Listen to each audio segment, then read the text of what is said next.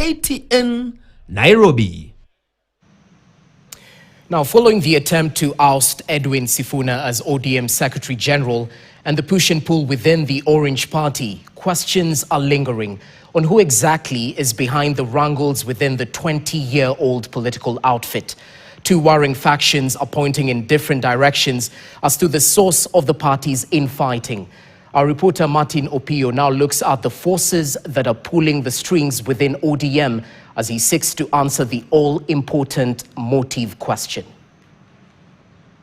I'll now just request that what appeared to be a noble act to push former ODM leader Raila Odinga to take over as the African Union chief appears to have been the start of the underhanded influence in the ODM party. In April last year, at the height of Edwin Sifuna's continued onslaught against the Kenya Kwanza government, President William Ruto did not hesitate to threaten a Sifuna ouster in what appeared to be a political banter between two politicians. At the time, the political class, including the late party leader Raila Odinga, was attending the burial of late Raila Odinga's bodyguard, George Oduor. Wakati unaongea mambo yangu Sifuna, ujue mimi ndio mwanzilishi wa ODM. So, naenda polepole kidogo. Yes. Sisi ndio tulianza hii kitu. Ama namna gani?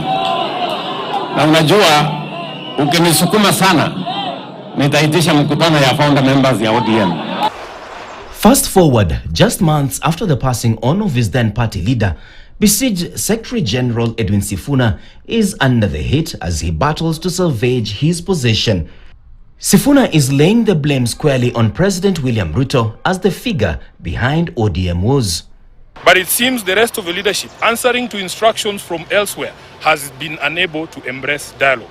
I want to assure our members across the country that this is not about positions. It is about principle. A party once solid and what many termed as a beacon of democracy, political analysts now claim is on the verge of collapse with a shadow figure behind it whose main aim is to seize the control of the party. The president thought that upon the demise of Raila, once he takes control of, he has a puppet in the name of Oburu Odinga as the party leader, then the others will just follow suit. These sentiments appear to coincide with Sifuna's, who has been questioning the extravagance and opulence the party was riding on despite struggling financially. Wale ambao wanataka kungoa chama ya ODM na kwenda kuchezea karata ya upinzani kule nje, hiyo haitawezekana. So the money which is funding the other activities, which are heavily branded, which are heavily financed, largely town hall meetings, is not from the party. So the source can only be one. It's from the owners of the wielders of power.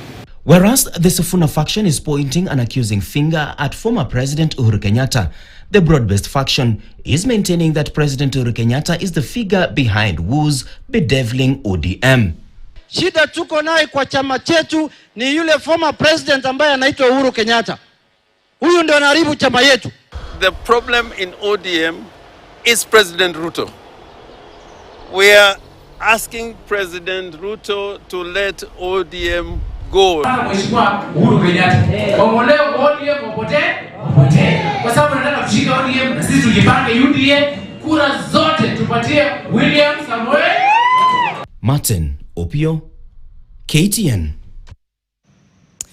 In related news, the Yala Member of Parliament and the daughter to the late ODM party leader Raila Odinga has just posted a post on Facebook, and we want to take you through it just briefly. She quoted a famous post-World War II confession by a German pastor who illustrated the dangers of complacency, saying the fuss came for the socialists and I did not speak out because I was not a socialist, and they came for me, then there was no one left to speak for me. Today, this fight in ODM is not about individual leaders, it's about the soul, virtues and values of ODM. She said this over and over again. ODM is not a special purpose vehicle. I'm just reading an excerpt of that long post on her official social media pages. She ends it by saying, the sacrifice, ODM rather, and what Baba fought for is not a joke. It's not a footnote in history. It's not paying people to wear party colors and chant ODM is not that simple. ODM believes in its people, it believes in its members, and ODM listens to its people. Well, find that full length of the post on her social media pages. It definitely points to the infightings within the ODM party, and trust us to keep you updated on the push and pull as it ensues. Now, meanwhile, tonight, Siaya Governor James